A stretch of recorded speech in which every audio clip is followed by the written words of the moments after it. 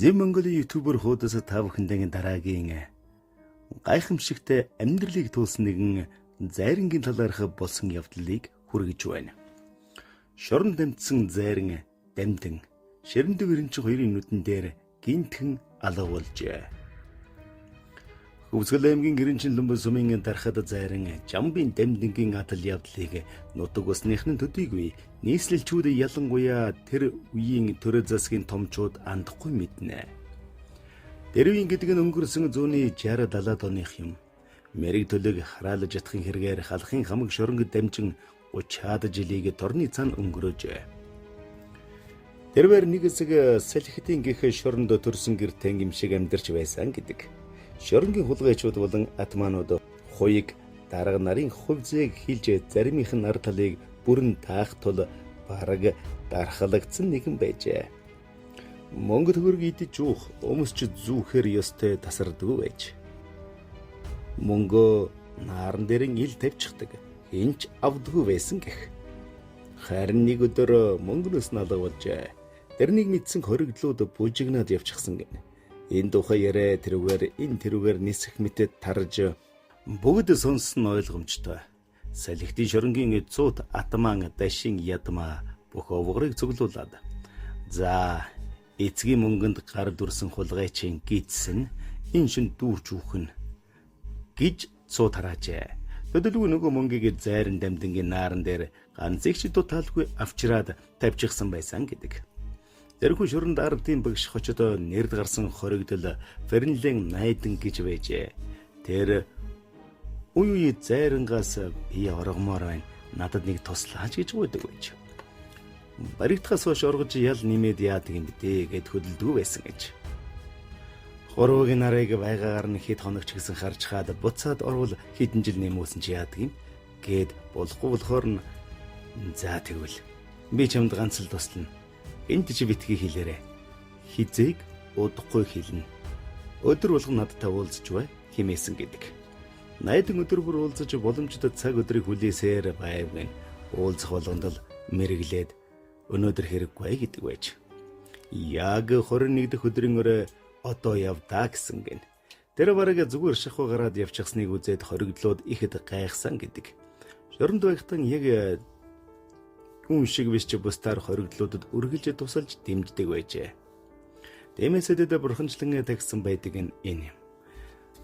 За хүний тусан сэнгэлийн модны шорон татан бөгдөж гөлөөн цэрэн дундаг дашин ядма зарим дамдан Улаанбаатарын улаан байшинтын шоронд шилжүүлэхэд шоронгийнхан ёстой үзээгүйгэн үзэж үхэр цам харайн гихч болжээ. Зарим дамдангийн пүүгэ дэвсгэр бөөгн эд зүйл бид хөрөнгийг нь тусан зэнгэлийн шоронгийн 3 атман барьж үүрчгсэн.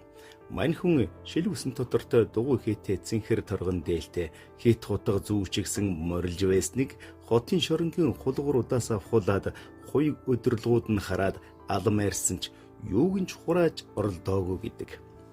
Тэд тэрний талаар мэдээл сайтай байснаас тэр биз. Ялгүй юмар өөртлөө ланч хураахыг хэн хүсэх вүлээ дээ. Ийм л жаатаар байжээ.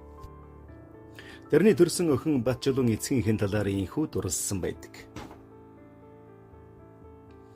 Миний аав Жамбын дамдан 1908 онд Хөвсгөл аймгийн Эренчин Лумб суманд төрсөн.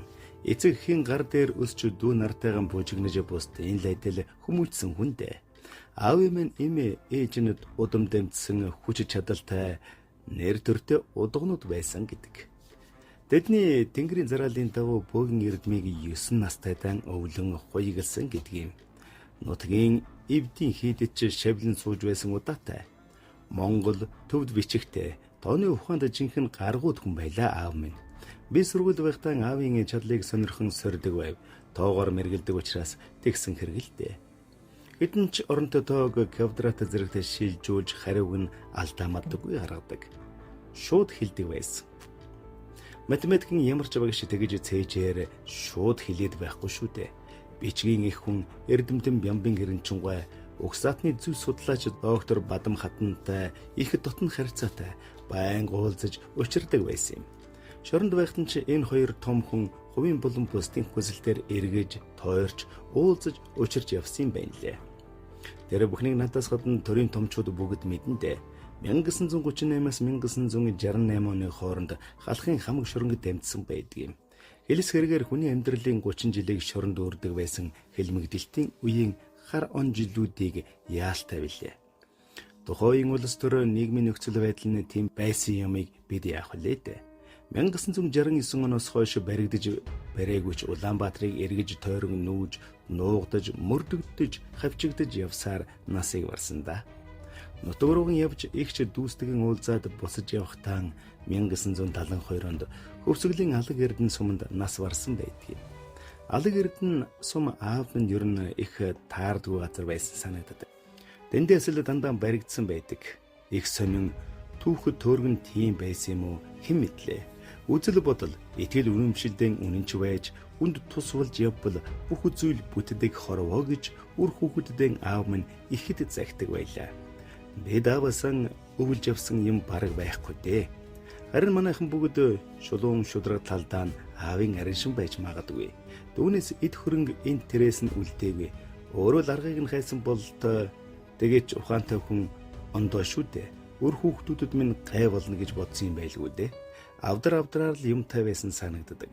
Тэрийг нь бид өнгөчж үзэх биш, чухам юу байсныг нь үнэндээ мэдэхгүй. Тэр бүгд нь нэг мэдгэл үгүй болсон юм да гэж ярьжээ. Монголын шинжилгээ ухааны академийн ерөнхийлөгчсөн Базрын Ширэндэв их сонин түүх ярьдаг. Нэг өдөр цэдэн болоо дараагаа намайг дуудав. Дараа намайг барагтай юмд дуудахгүй л дээ. Амин чухал ажил гарсны тэмдэг байлаа. Уг нь улс орны гол асуудлыг нэлээд нухацтай ярихад тул бийж дотроо бодолдоочлоо. Тэгтэл шал өөрөм яриад эхэлсэн. Эхэндээ би бүр ал марч орхив. Шинжилгээ ухааны хүнтэй шинжилгээ ухаан бус зүйл ярьж эхэлсэнд нь өмнө надтай лав энэ сэдвээр нэг ч удаа баг боловч хөөрөлдөж байгаагүй. Тэгээд ингэж ярив. Дархадын зайран Дамдан гэдэг хүний талаар ард түмнээс олон захаа занаа миний нэр дээр ирж байна. Эхэндээ би нэг их ач холбогдол өгөөгүй. Ойрноос хэсэг бодлоо. Ер нь тэр хүнийг судалж үзүүштэй санагдах юм. Угсаатны зүй судлаач Бямбын Эренчингийн хамт чи өөрийн биеэр тэр хүнтэй уулзаж учир байдлыг нь тодруулаад ир гэв. Нэг буудалтай зүйлийг тэрний гарт нь өгөөрэй гэсэн юм. Би ч задлаагүй. Тэгээд Эренчинтэй уулзлаа. Бид хоёр хөөцөлдөж байж Дамдан шоронгоос авчруулан Монгол кино үйлдвэрийн нэг багшаархан зааланд уулзав. Уулзахаар барахгүй тэрний бөөлхийг кино хальсанд буулгаж авсан юм. Тэгтлгээр нь тэр хоёр бүр эртний танилуд байсан юм да. Кино зэрэг авахд зур би Эренчингээс бөөгийн талаар багсаа юм асууж тодруулж авлаа. Эренчин тэр талаар намайг дагуулахгүй л дээ.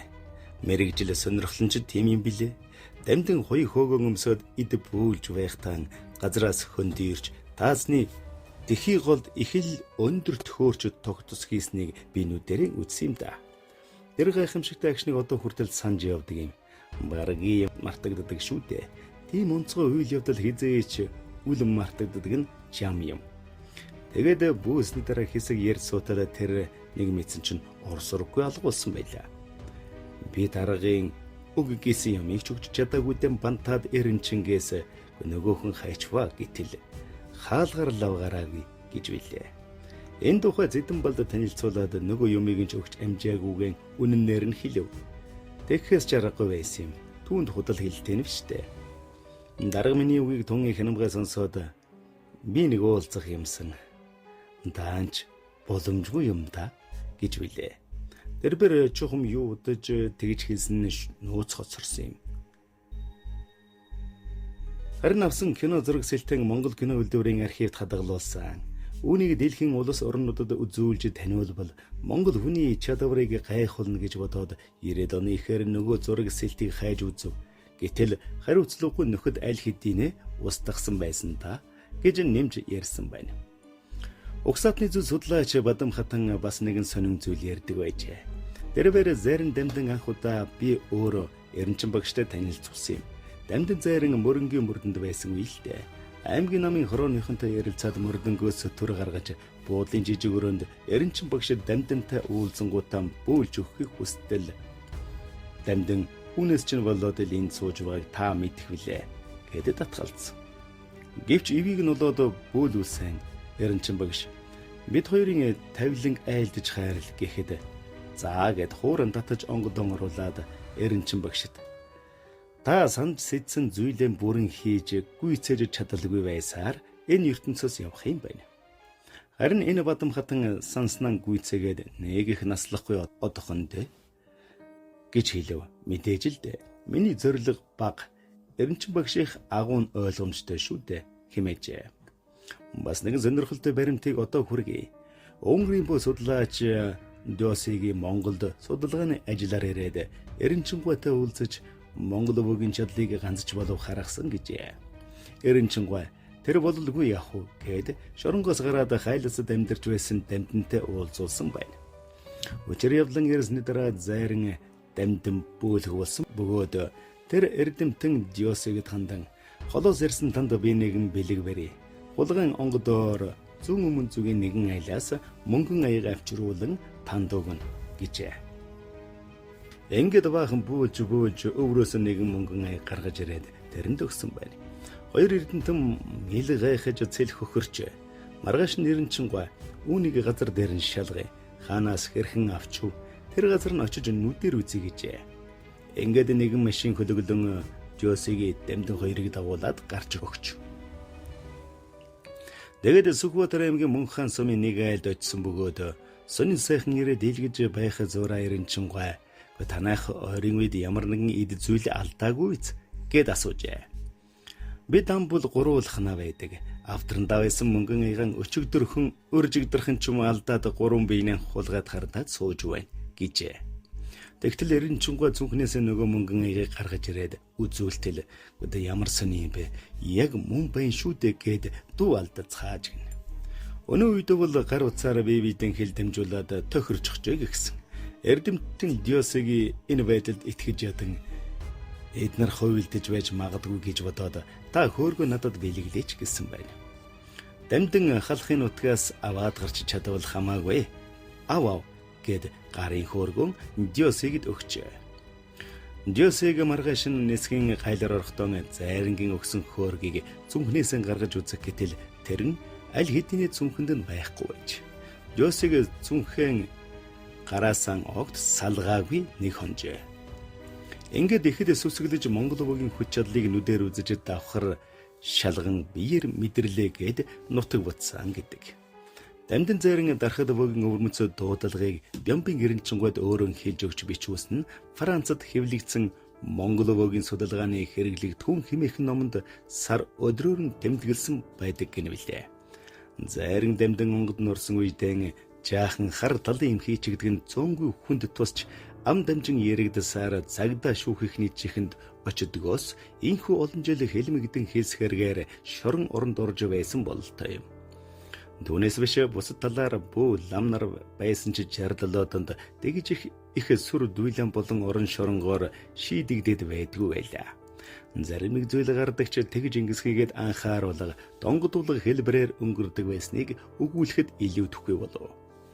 Тэр үед хамаг юм талд байхад энэ мэт явдал тохиолдог байсан нь нэг талаас аргагүй бөөмөргөлийн ичээд байсных юм. Хоосон юмнаас хүн гөрдөдөг хөг өнгөрчихсөн цаг үе гэхэд хэлэсдэхгүй. Сум хороо баг бүртэж шахуу нэг иймэрхүү юм мэддэг үздэг хардаг хүн байсан юм билээ. Өнөөгийн шиг чөлөөт нийгэм биш учраас баахан битүү хатуу байсан гэхэд болно. Тэгэж ардууд тийм хүнэн нууж хаагаад хаацалаад явдаг байснаас тэгтлээч шорон орон болоод байдгүй байсан юм шиг санагддаг юм.